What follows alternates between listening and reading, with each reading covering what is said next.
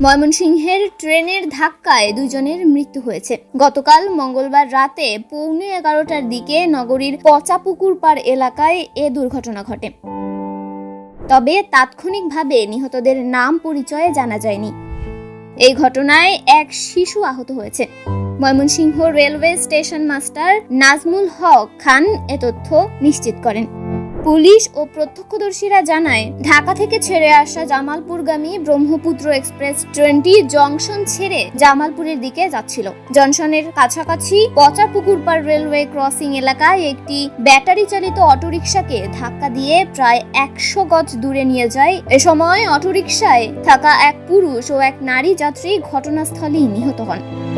Mymensingh Kotwali model থানার পরিদর্শক আনোয়ার হোসেন বলেন, ট্রেনের ধাক্কায় অটোরিকশায় থাকা এক পুরুষ ও এক নারী মারা গেছে। এই ঘটনায় এক শিশু আহত হয়েছে। তাৎক্ষণিকভাবে তাদের পরিচয় জানা যায়নি। সাধারণ জনগণের ভাষ্য মতে, রিকশা চালকের অসতর্কতার কারণেই এই দুর্ঘটনাটি ঘটেছে।